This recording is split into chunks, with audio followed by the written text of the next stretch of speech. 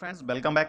तो आज हम देखने जा रहे हैं जेनेटिक की टर्मिनोलॉजी के बारे में, और टर्मिनोलॉजी के अंदर भी हम उन्हें एक दूसरे से कोरिलेट करते हुए पढ़ेंगे। ओके, तो आपको देखना है जेनेटिक के बेसिस की टर्मिनोलॉजीज़ के बारे में, और इस प्रकार से जिस प्रकार से हम पढ़ेंगे उस प्रकार से आप अपने एग्जाम्स के जेनेटिक्स के जो क्वेश्चंस होते हैं उनको समझने में आपको आसानी मिलेगी। और आपको अगर कोई प्रॉब्लम आती है तो आप लास्ट में मुझे कमेंट कर सकते हैं। सो अब हम वन बाई वन टर्मिनोलॉजीज़ को समझने के लिए स्टार्ट करते हैं। सबसे पहले कि आपको पता है कि एक कोशिका है, जैसे हम सबसे पहले कोशिका की बात करते हैं। एक सेल है अपने पास, सेल। अब सेल के अंदर क्या मौजूद होता है? न्यूक्लियस। और न्यूक्लियस के अंदर मौजूद होता है क्रोमोसोम। अब जो क्रोमोसोम होता है वो दो चीज़ों से मिलकर बनता है। किन से बनता है? Histone, protein and DNA. Is it clear? तो इस प्रकार से हम डिस्कस करते हैं। और यहाँ पर हमें जो ये डीएनए वर्ड दिखाई दिया है, डीएनए, ओके, तो जो डीएनए के पास मौजूद होता है वो होता है आपका न्यूक्लियोटाइड। न्यूक्लियोटाइड जो डीएनए के पास मौजूद होता है वो सीक्वेंस रखता है अपने। न्यूक्लियोटाइड्स के सीक्वेंस जो होते हैं उन्हें ही हम एक्चुअली वे में क्या कहते हैं? जीन कहते हैं। जीन। अब यहाँ पर जो ये है न्यूक्लियोटाइड का जो सीक्वेंस होता है, न्यूक्लियोटाइड का जो सीक्वेंस होता है वही क्या कहलाता है? जीन कहलाता है। Is it clear? अब यहाँ पर देखा जाए कि जो जीन होती है, जीन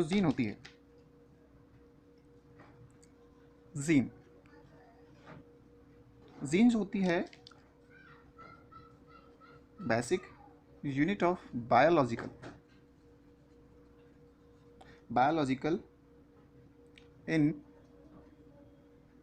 इंफॉर्मेशन।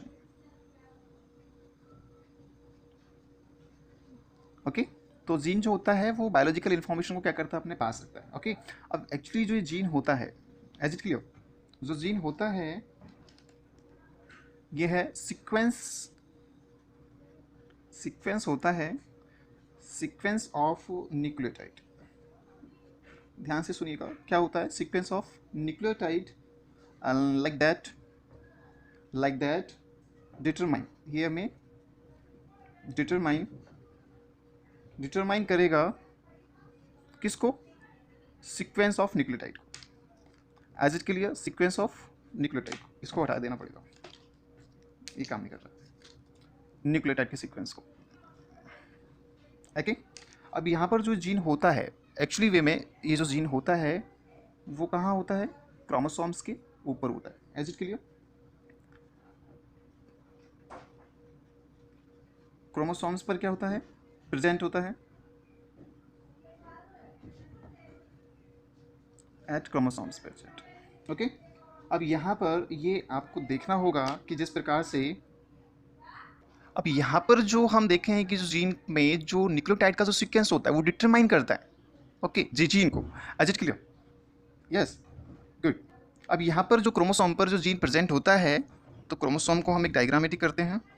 ये आपका क्रोमोसोम है, ये। Is it clear? और आपको पता है कि क्रोमोसोम जो होते हैं वो क्या होते हैं? यस, पेयर की फॉर्म में होते हैं। गुड। अब यहाँ पर हमें पता है कि ये तो सबको पता होगा क्या होते हैं? सेंट्रोमियर्स होते हैं। Is it clear? गुड। अब हमें पता है कि मेल फीमेल्स के जो होते हैं 46 जो क्रोमोसोम्स होते हैं वो अपने 23rd और 23rd पेयर के रूप में प्रेजेंट होते हैं। Is it clear? यस और नो? अब यहाँ पर जो दोनों सिमिलरिटी प्रकार के अपने पास जो क्रोमोसोम होते हैं उन्हें हम क्या कहते हैं? Homologous chromosome. Homologous chromosome. Homologous. अब आपको पता होना चाहिए होमोलोगस क्रोमोसोम्स क्या होते हैं, तो मैं बता देता हूँ। होमोलोगस क्रोमोसोम्स जो होते हैं वो एक्चुअली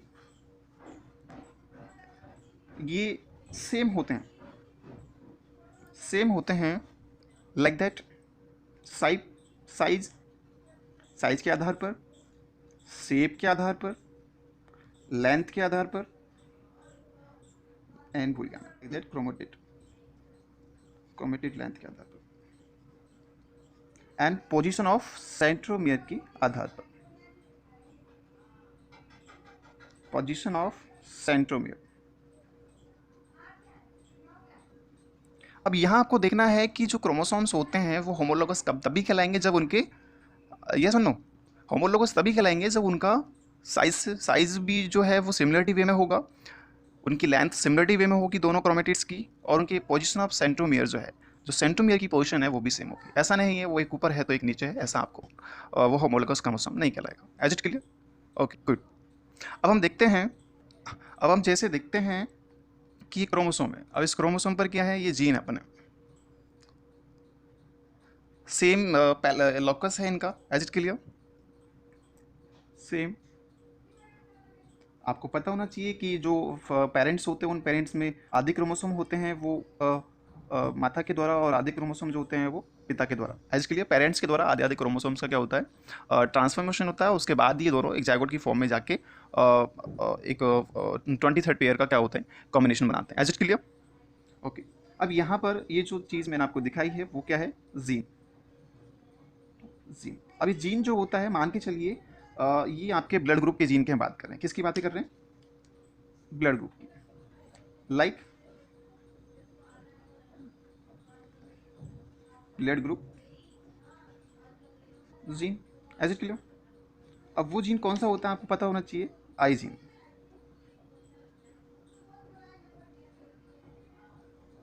अब यहां पर जो दोनों की दोनों क्रोमोसोम होते हैं, या सुनो, सो दोनों की दोनों क्रोमोसोम होते हैं वो दोनों होमोलोगस क्रोमोसोम है। अरे सुनो, यस। अब आपको ये पता होना चाहिए कि हर इंसान के पास जो होते हैं उनके कैरेक्टर्स को शो करने के लिए कोई ना कोई जीन अवेलेबल होता है, और होता है, बिल्कुल होता है। अरे सुनो, बिल्कुल। अब यहाँ आपको ये समझना है कि जो जीन जिस जगह पर प्रेजेंट होता है उस पोजीशन का नाम होता है लोकस। लोकस, अब लोकस क्या होता है, position of gene, position of gene on chromosome. आपको भी एक चीज याद रखनी है यहाँ पर, क्या कि मैंने आपको यहाँ पर डेफिनेशन को कोट कर दिया है लोकस को, तो अपनी सेकंड टर्मिनोलॉजी जो है लोकस वो भी अपने पास आ चुकी है। Is it clear? ओके। आपको याद होना चाहिए कि आंखों के कलर का जीन, आपकी ब्लड ग्रुप का जीन, आपकी हाइट का जीन, आपकी लेंथ, एज इट क्लियर, उनका जो जीन होता है वो अपना अपना एक अपने वेरिएबल होता है। ओके। तो हर किसी कैरेक्टर को शो करने के लिए, उनके कॉन्स्टेंटिक कैरेक्टर को शो करने के लिए उनका अपना अपना अलग अलग जीन का शो होता है। Is it clear? यस और नो? तो सेल के अंदर रिप्रेजेंट करने वाले हर एक करेक्टर को शो करने के लिए अपने अलग अलग जीन का सेपरेशन होता है। अरे सुनो, गुड। आगे बढ़ते हैं। अब हम ये जानते हैं कि जो जीन होता है वो सबके पास होता है, ठीक है, होता ही नहीं होता है, गुड। तो अब आपको समझना क्या है, आपको ये समझना है कि जो ये जीन होते हैं इनको एक्सप्रेस जो करता है, समझो, जीन को जो एक्सप्रेस करता है वो उनके पार्टनर्स आपस में करते हैं। अरे सुनो, तो आपस में क्या है, पार्टनर है। तो जो जीन को एक्सप्रेस करता है, गौर से समझिएगा, जो जीन को एक्सप्रेस करता है वो क्या कहलाता है, आपका अलील। As it clear? उसे क्या कहते हैं अपन, अलील। उसे क्या कहेंगे अपन, अलील कहेंगे। अरे सुन लो, अलील का मतलब होता है, तो फिर अलील क्या होता है, अल्टरनेटिव फॉर्म होती है। अल्टरनेटिव फॉर्म या वैरायटी। ओके। या फिर हम कह सकते हैं, या फिर हम कह लें partner of gene, partner of gene. Is it clear? अब जैसे कि मान के चलिए, फॉर एग्जांपल मेरा ब्लड ग्रुप है, ओके। तो आपको क्या पता चला कि मेरे मदर से और मेरे फादर से जो मेरे ब्लड ग्रुप की जो जीन आया है, लाइक दैट, फादर से आने वाला जो ब्लड ग्रुप का जीन होगा वो मान लीजिए मेरा IA है, तो सामने वाला जो होगा वो एलियोमॉर्फ, वो बिल्कुल करना होगा, क्योंकि इस प्रकार से वो कैरेक्टर को शो करने के लिए होता है। तो यहाँ पर ये small I. Is it clear? तो ये मेरे को यहाँ पर आए। अब यहाँ पर हम ये देखते हैं कि जो IAI, ओके, तो यहाँ पर जो ए होता है, यहाँ पर जो ए होता है, पेन चेंज करते हैं, यहाँ पर जो ए होता है वो मेरे ब्लड ग्रुप को ए बनाने के लिए क्या है, डोमिनेंट है। तो डोमिनेंट है, ओके, डोमिनेंट क्या है, ग्रुप है, ओके, तो ये क्या है, डोमिनेंट ग्रुप है। और जिस प्रकार से जुड़े होते हैं वो जगह कहलाती है अपनी लिंकेज। एजिड के लिए तो उसे हम क्या कहेंगे, पेन चेंज कर लेते हैं, इसे हम कहेंगे लिंकेज। एजिड के लिए यहाँ लिख देते हैं, ओके, ये अपना लिंकेज, ओके, गुड। जब आप अपने सिलेबस को पढ़ेंगे तो आपको जब ये टर्मिनोलॉजीज देखोगे तो इनको जब आप इस प्रकार से ट्यूटोरियल वीडियो के आधार पर जब इन्हें समझोगे तो आपको बिल्कुल अच्छे तरीके से कॉन्सेप्चुअल रूप से टर्मिनोलॉजीज को क्या करने में, याद करने में सहायता मिलेगी। है इसके लिए तो हम जानते हैं कि जो लिंकज होती है, ओके, तो यहाँ पर हम लिंकज को जो देख रहे हैं वो जीन की बात करते हैं।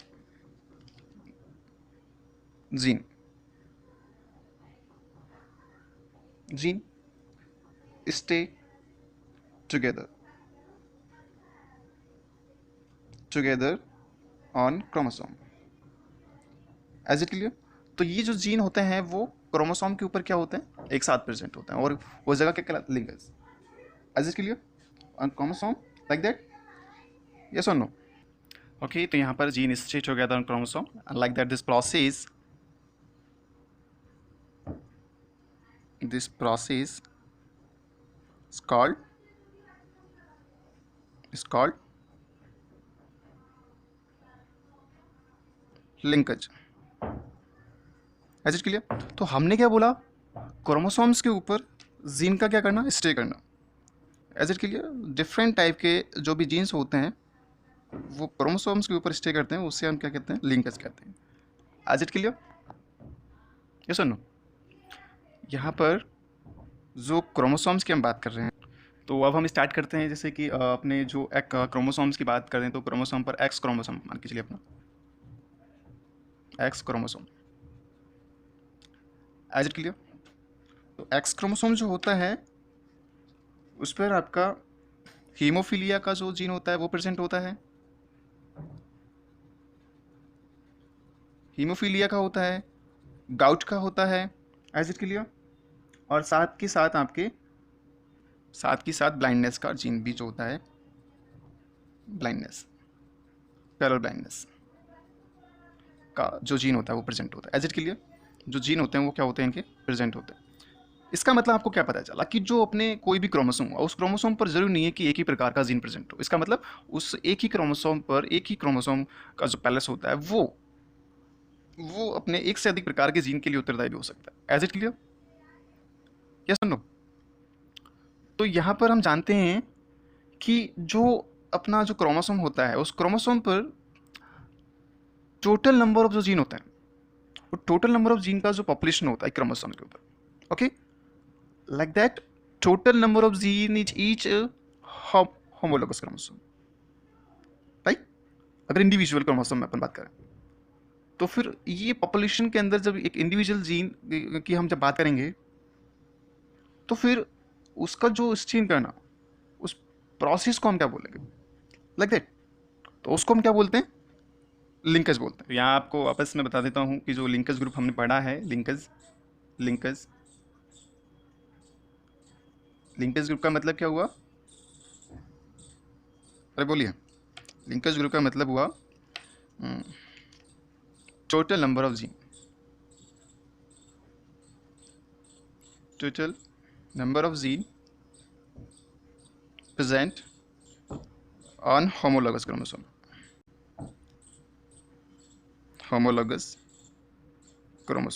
तो हम जहाँ लिंकेज ग्रुप को समझना चाह रहे हैं वहाँ तक हम पहुँच चुके हैं। अरे सुनो, good, okay, good, like that.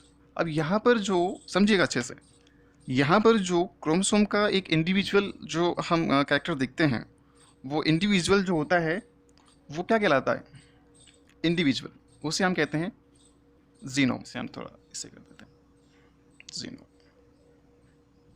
Okay. तो फिर हमें देखते हैं कि जो हमारे पास जो सीड के हमने जो अलील्स को लिया है, उसमें यहाँ पर जो कैपिटल आर और स्मॉल आर हैं वो हमें पता है क्या हैं, अलील हैं। क्या हैं?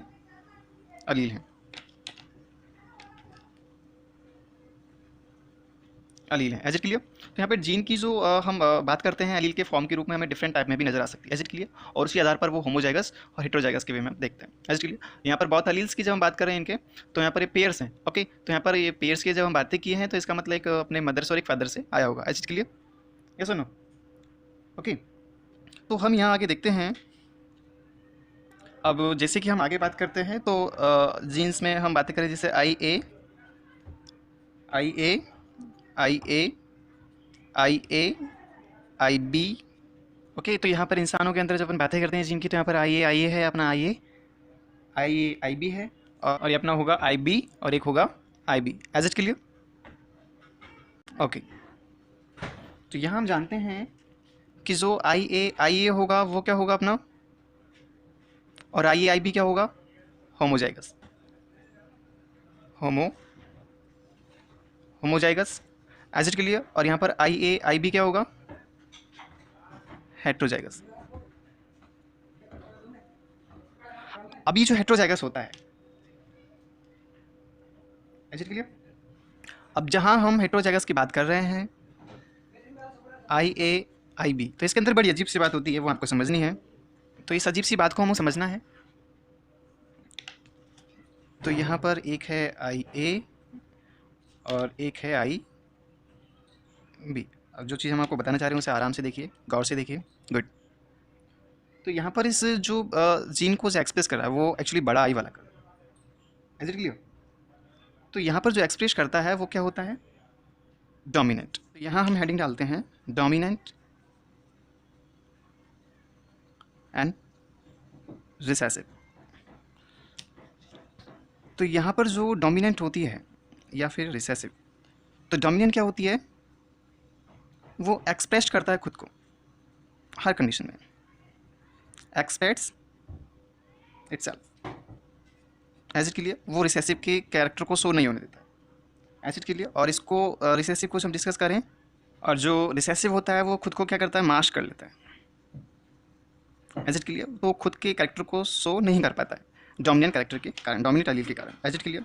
तो यहाँ हम जानते हैं कि जो डोमिनेंट अलील होता है वो एक्चुअली वे में तो डोमिनेंट अलील की हम बातें करें, masked other allele. Okay, good. और ये मास्क इटसेल्फ,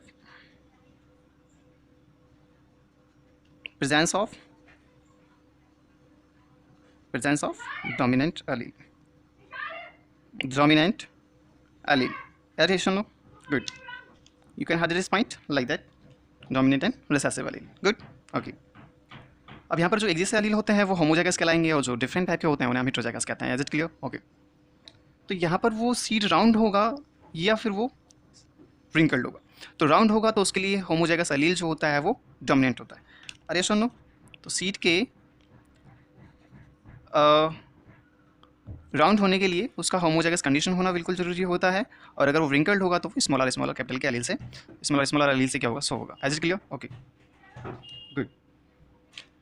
तो यहाँ पर हमने क्या समझा कि जो जीन्स होते हैं उनको एक्सप्रेस करने के लिए एलील का भी क्या होता है, योगदान होता है, और एलील्स जो होते हैं वो आपको समझ में आ गया होगा किस प्रकार से हम डिस्कस करते हैं। गुड। ओके, तो यहाँ हम देखते हैं। ओके, तो अब हम देखते हैं जो अपने अलील्स हैं, अलील का इनका आपस में क्या है, कॉम्बिनेशन है। ओके, अगर मैं बातें करूँ लाइक दैट कैपिटल आर और like that small T, okay, या फिर मैं बात करूँ कैपिटल आर या स्मॉल ए या कैपिटल आर स्मॉल आर, तो यहाँ पर जो अलील कहलाएगा वो सिर्फ और सिर्फ केवल क्या कहलाएगा, कैपिटल आर स्मॉल आर, क्योंकि यहाँ पर होमोजाइगस कंडीशन जो है वो होनी जरूरी होती है, तो यहाँ पर अलील ये दोनों नहीं होंगे। Is it clear? Good. Okay, तो यहाँ हम आगे डिस्कस करते हैं, तो फिर यहाँ पर जो जीन या अलील का जो कॉम्बिनेशन होगा उसे हम क्या कहेंगे, genotype. Is it clear? Combination of alleles, combination of alleles of genes. Is it clear? Okay, ये एक्चुअली क्या होता है, ये होता है आपका जेनेटिक कॉम्प्लीमेंट होता है किसी भी कैरेक्टर्स के लिए, जेनेटिक कॉम्प्लीमेंट। ओके, तो इसे हम क्या कहेंगे, जीनोटाइप कहेंगे। Okay good. तो यहाँ पर जो हमें नज़र नहीं आने वाली चीज़ होती है वो क्या होती है, जीनोटाइप, और इसका जो कैरेक्टर शो करती है वो क्या कहलाती है, phenotype, phenotype. Is it clear? Okay, तो यहाँ पर जो फिनोटाइप होती है वो जीनोटाइप के जेनेटिक जो कैरेक्टर होती है उसको क्या करती है, शो करती है, और वही हमें क्या होता है, शो होता है। Is it clear? ओके, तो यहाँ हम कहते हैं, तो फिर फिनोटाइप क्या होता है, physical appearance appearance of any trait. Is it clear? जैसे आप मेरे को बोलो कि सर जी आपकी आंखों का कलर तो क्या है, ब्राउन है। आप बोलो आपकी आंखों का कलर क्या है, रेड है। आप बोलो आपकी आंखों का कलर क्या है, ब्लू है। ओके, तो वो जो आपको सामने दिख रहा है वो एक्चुअली क्या है, फिनोटाइप। Is it clear? तो फिर इसे हम क्या कहेंगे, physical appearance of any tree. तो ये किसी भी जो फिजिकल अपीयरेंस होती है जिसे हम अपीयरेंस कर पाते हैं, जिसको देख पाते हैं, वो क्या होती है, फिनोटाइप होती है। ठीक है ना? वो जीनोटाइप का ही क्या होता है, एक वर्ड होता है। Is it clear? तो जिसमें हम जीनोटाइप के किसी भी कैरेक्टर को हम फिनोटाइपिक बेस पर क्या कर सकते हैं, देख पाते हैं। Is it clear? अब आप बोलोगे सर जी आपने तो ये ट्रेट लिख दिया, ये क्या आपने लफड़ा कर दिया, यहाँ पे सब बातें अच्छी चल रही थी। ओके, तो यहाँ पर आपने जो ट्रेट को वर्ड को यूज़ किया है, मतलब मैंने जो ट्रेट वर्ड को यूज़ किया है उससे आप कंफ्यूज नहीं हुई है, क्योंकि जो ट्रेट होता है वो एक्चुअली कैरेक्टर जो बोलते हैं, मतलब कैरेक्टर का एक्चुअली, जिससे कि हम लिखते हैं यहाँ पर कैरेक्टर, कैरेक्टर। तो कैरेक्टर का एक्चुअली मीनिंग क्या होता है, समझिएगा। कैरेक्टर एक्चुअली मीनिंग होता है लाइक दैट, जैसे कि हम बातें करें प्लांट्स की हाइट हुई, उनका सीड कलर हुआ, या किसी भी ह्यूमन के अंदर उनके बॉडी कलर बेस हुआ, या फ्लावर का कलर हुआ, लाइक दैट। तो इन्हें एक्चुअली हम बोलते हैं feature and individual, feature and individual. अरे सुनो, गुड। तो यहाँ पर किसी भी कैरेक्टर की जब बात करते हैं तो उसका क्या कहलाता है, फीचर कहलाता है, और किसी भी एक इंडिविजुअल के लिए बात करते हैं। जैसे कि हम बात करें प्लांट हाइट हुआ, प्लांट हाइट हुआ, एज इट क्लियर, प्लांट्स की हाइट होती है, सीड कलर होता है। ठीक है, हम ह्यूमंस के अंदर उनके आई कलर की बात करें, एज इट क्लियर, एक्सेट्रा, कई सारी चीज़ें होती हैं। ओके, तो यहाँ पर जो फीचर होता है वो इंडिविजुअल का, वो हमें एक्चुअली क्या होता है, शो होता है। Is it clear? तो यहाँ पर जो कैरेक्टर है उस कैरेक्टर का मिनी वर्ड भी होता है एक, जिसको हम बोलते हैं ट्रेट। ट्रेट, कंफ्यूज मत हुई।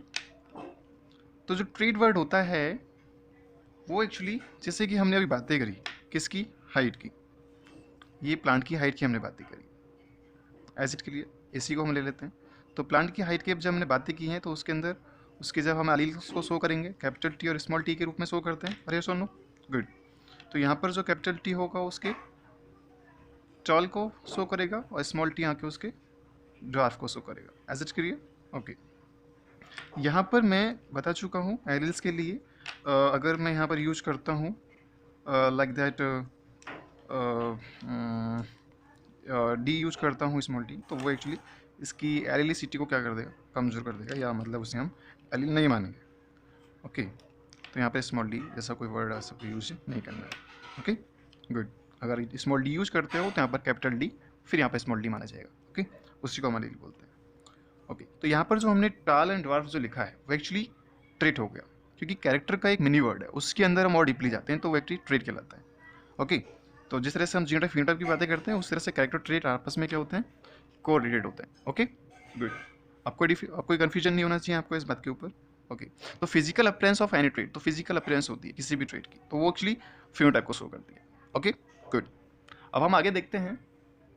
ओके, तो हम देखते हैं जैसे कि आपके पास मान के चलिए अलील हैं, प्लांट्स के हम सीड की बात कर रहे थे, तो वहाँ पर ये राउंड को शो करेगा लाइक दैट, अपने like that capital R, and जो व्रिंकल जो होगा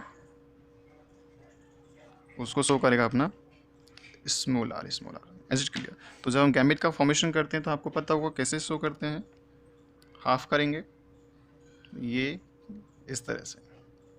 अब जब ये आपस में फ्यूज्ड होते हैं तो पहली जनरेशन को बनाते हैं। Is it clear? और वो होगी आपकी कैपिटल आर स्मॉल आर, अर्थात दोनों के कैरेक्टर आ गए। Is it clear?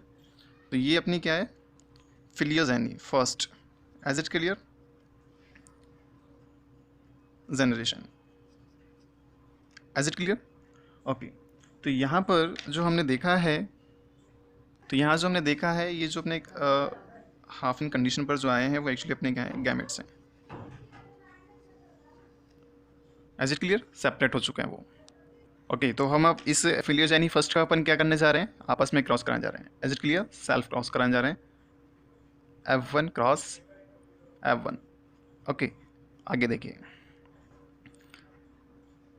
तो यहाँ हम देखते हैं ये अपने capital R small R, capital R small are.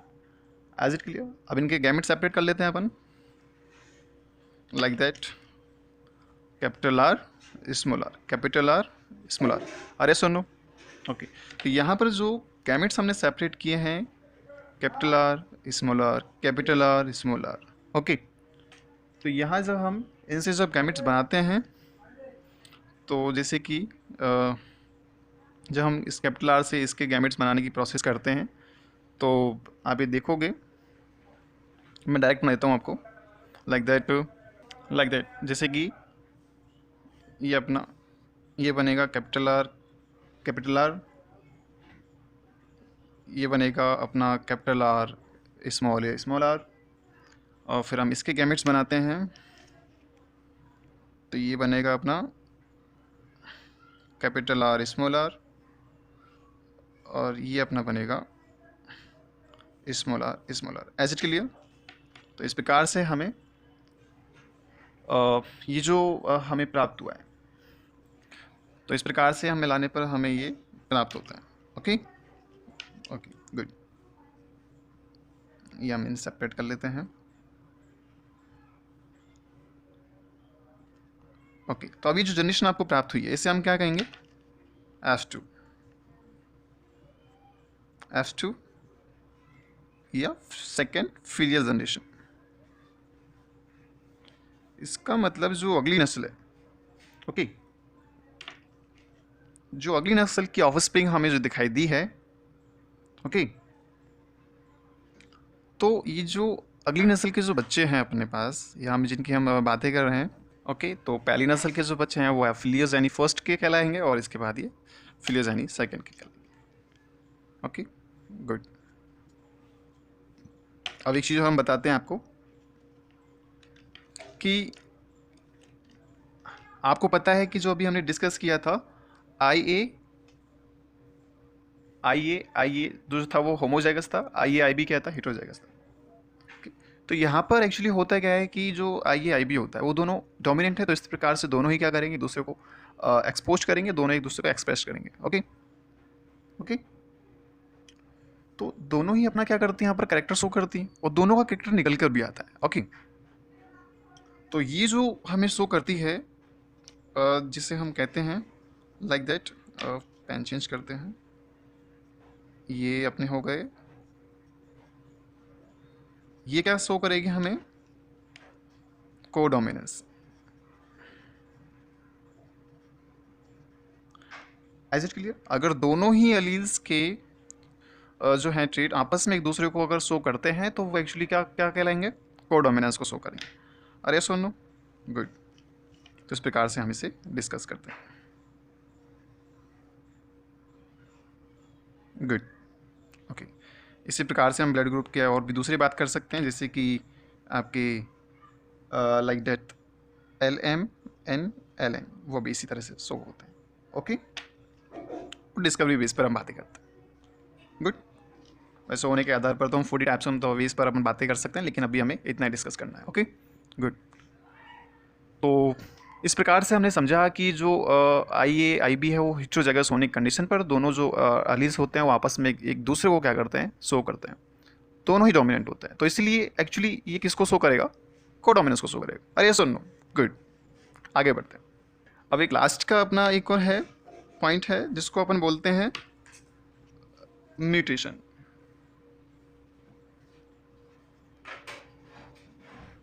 Mutation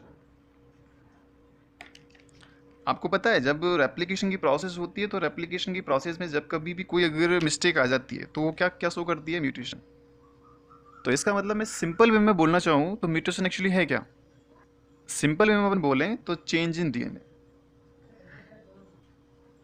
change in DNA sequence. Is it clear? अगर डीएनए के अंदर कोई बहुत बड़ा लंबा डीएनए अपने पास, अगर उस लंबे डीएनए के अंदर अगर कोई एक जगह पर अगर सीक्वेंस में अगर कोई भी एक न्यूक्लियोटाइड का अगर चेंजिंग आ जाता है, इसका मतलब ये नहीं है कि वो डीएनए जो है वो अपने जो सिमिलरिटी में डीएनए है उससे डिफरेंट हो जाएगा, नहीं, वो भी उसी के ही तरह से होगा, लेकिन उसका एक न्यूक्लियोटाइड चेंज होने से हम उसके जो कैरेक्टर उसको ऐसा नहीं कह सकते कि वो बदल चुका है, ओके, क्योंकि उसके अंदर सिर्फ म्यूटेशन हुआ है, ओके, ये आपको समझना होगा। क्योंकि यहाँ पर जो है वो म्यूटेशन की प्रोसेस में यहाँ पर आपको समझना होगा चेंज जो होता है वो क्रोमोसोम चेंज नहीं होता है, क्योंकि चेंज जो होता है वो न्यूक्लियोटाइड के सीक्वेंस में एक न्यूक्लियोटाइड का कोई भी एक चेंजेस होता है, ओके, तो वो जो चेंजेस होता है उसके कारण म्यूटेशन आता है, ऐसा नहीं है क्रोमोसोम चेंज हो गया, ओके, ये आपको समझना होगा। अरे सुनो, गुड, तो ये आपको इस तरह से हम बताते हैं, ओके गुड। सो अब हम एक लास्ट का एक और वर्ड है अपना, आप बोलोगे सर लास्ट लास्ट करते जा रहे हो, लास्ट तो आ ही नहीं रहा, तो एक अपना लास्ट का है फिनोकॉपी। फिनोकॉपी अपना, इसके बाद हम लेक्चर समाप्त करते हैं। फिनोकॉपी जो होता है वर्ड, एक्चुअली फिनोकॉपी का एक्चुअली अगर हम मीन जाने तो फिनोकॉपी के अंदर होता क्या है कि जो आपकी जनरेशन जो चल रही है, अगर उस जनरेशन के अंदर अगर कोई भी चेंजेस आ जाता है तो चेंजेस आने के कारण ऐसा होता है कि वो कैरेक्टर जो होता है वो कैरेक्टर इन्वायरमेंटल फैक्टर के आधार पर क्या होता है, चेंज हो जाता है। लेकिन जब अगली पीढ़ी आती है, समझिएगा, जब अगली पीढ़ी आती है तो वो कैरेक्टर जो था उसका वही से हो जाता है वापस। आज के लिए ऐसा नहीं है कि उसके अंदर कोई म्यूटेशन हो गया, उसके अंदर कोई जेनेटिक मटेरियल के अंदर चेंजेस हो गया, ऐसा कुछ नहीं है, ओके। इन्वायरमेंटल फैक्टर भी होते हैं क्या, कभी कभी लागू हो जाते हैं, ओके। तो इसके बारे में जब अपन देखते हैं फिनोकॉपी, तो फिनोकॉपी को अगर अपन समझना चाहें तो जैसे कि समझते हैं, अच्छे से समझ लेते हैं, जब समझ ही रहे हैं तो जैसे कि मान के चलिए अपने पास कैपिटल टी है, तो ये किसको शो करता है, आगे चल के कैपिटल टी में कन्वर्ट होकर किसको, टॉल को शो करेगा। Is it clear? ओके। अगर हम स्मॉल टी की बातें करते हैं तो आगे चल के ये स्मॉल टी जो होता है वो बन के क्या बनता है, डॉर्फ को बनाता है या डॉर्फ को शो करता है। Is it clear? वो टॉल कैरेक्टर को शो करेगा, वो डॉर्फ को करता है, ये सबको पता है। लेकिन अगर मान के चलिए अगर इसी टॉल के अंदर इन्वायरमेंटल फैक्टर लागू हो जाता है, इन्वायरमेंटल फैक्टर अगर लागू होता है तो ये इसके कैपिटल टी को तो करेगा, लेकिन ये अपना जो कैरेक्टर है उसको खो बैठेगा और ये ड्वार्फ कंडीशन को शो करेगा। Is it clear? अरे सुनो, वहीं और अगर यहाँ पर उपयुक्त वातावरण अगर दिया जाता है, फेवरेबल कंडीशन अगर दी जाती है, तो इस तरह से यहाँ पर जो स्मॉल टी होता है वो आपके टॉल कंडीशन को शो कर देगा, तो बिल्कुल चेंज हो गया तो। लेकिन जैसे अगली पीढ़ी आती है वहाँ पर ये है स्मॉल टी बौनेपन को ही क्या करेगा, शो करेगा, ड्वार्फ को शो करेगा। तो इस प्रकार से हम जो है इन्हें समझते हैं टर्मिनोलॉजीज़ के बारे में। Thank you. और अच्छे से समझिएगा किस प्रकार से हमने टर्मिनोलॉजीज़ को एक दूसरे से कोरिलेटेड करते हुए पढ़ा। And also this page is very important for genetic history. So thank you. Thanks for watching.